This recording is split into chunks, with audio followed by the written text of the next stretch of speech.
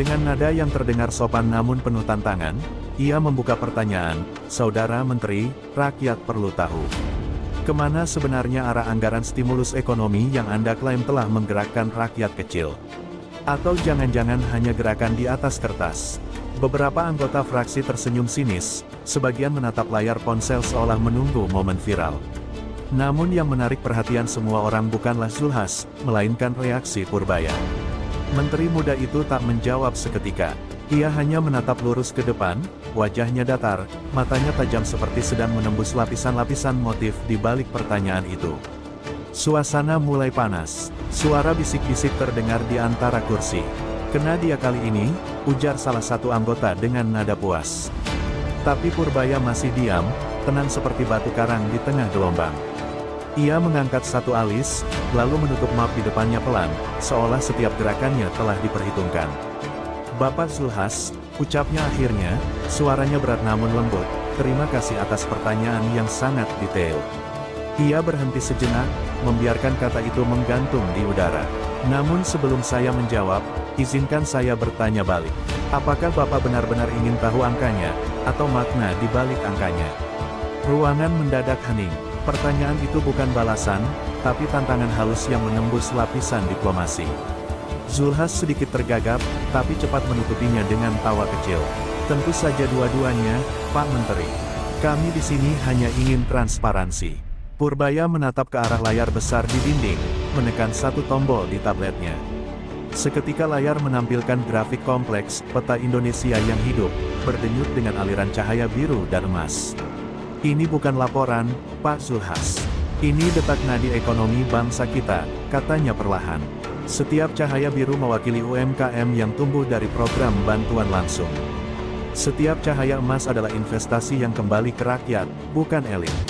Beberapa anggota dewan menatap terpukau, tak percaya apa yang mereka lihat.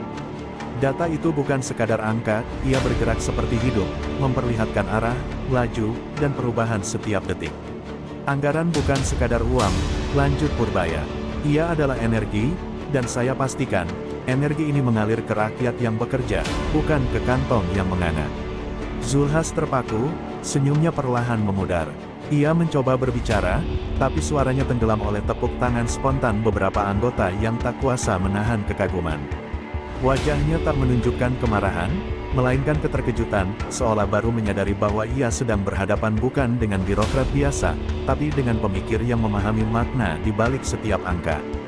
Dan saat kamera media menyorot wajah Purbaya yang tetap tenang di balik sorotan lampu, publik menyaksikan sesuatu yang jarang terjadi di panggung politik negeri ini, seorang menteri yang menjawab bukan dengan retorika, tapi dengan kebenaran yang terlalu cerdas untuk disangkal.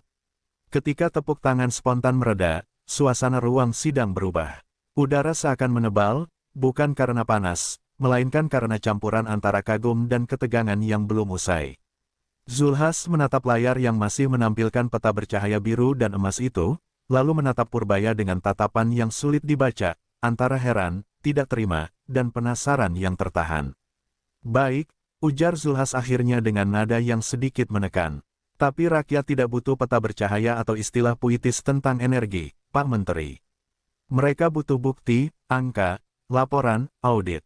Apakah semua ini bisa dipertanggungjawabkan?" Nada suaranya tajam, seperti bilah yang menggores udara. Ia ingin mengembalikan kendali forum, mengembalikan posisinya sebagai penguji, bukan penonton yang terpukau. Purbaya tak langsung menjawab. Ia memandang ke arah ketua rapat, lalu kembali menatap Zulhas. "Pertanggungjawaban bukan hanya pada angka, Pak Zulhas," katanya perlahan. "Tapi pada niat dan arah kebijakan yang dijalankan dengan integritas." Ia berdiri, mengambil map yang tergeletak di depannya, lalu berjalan menuju podium di tengah ruangan. Setiap langkahnya tenang, tapi penuh wibawa, membuat beberapa anggota spontan terdiam. "Anggaran yang Bapak maksud," lanjutnya, "tidak hanya dicatat, tapi juga dilacak. Setiap rupiah yang keluar dari kas negara kini memiliki jejak digital. Kami menggunakan sistem baru yang kami namakan Nusantara Fiscal Eye, sebuah algoritma yang bisa membaca pola pengeluaran negara seperti seorang dokter membaca denyut jantung pasiennya." Sorot mata hadirin berpindah ke layar besar yang kini menampilkan aliran dana dari pusat ke daerah. Garis-garis cahaya itu bergerak cepat, menyambung dan berpencar, seolah menampilkan kehidupan ekonomi yang nyata. Jika ada yang bocor, kata Purbaya, suaranya turun satu nada, sistem ini akan tahu bahkan sebelum manusia sempat menyembunyikannya. Zulhas terdiam, lalu tertawa kecil, nada tawanya samar. Luar biasa, jadi Anda ingin bilang, sistem Anda bisa mengawasi semua orang. Bahkan kami. Purbaya menatapnya tanpa berkedip. Negara harus tahu kemana uang rakyat pergi, Pak Zulhas. Termasuk bila uang itu berjalan ke arah yang salah. Beberapa anggota saling pandang, sadar bahwa kata-kata itu bukan sekadar jawaban, itu peringatan yang dibungkus kecerdasan. Ruangan menjadi sunyi. Di antara denting pena dan desiran pendingin udara, ada ketegangan yang nyaris bisa didengar. Zulhas memalingkan wajah sejenak, menatap meja, lalu menegakkan tubuhnya kembali. Saya mengerti, Pak Menteri, katanya akhirnya. Tapi jangan lupa, sistem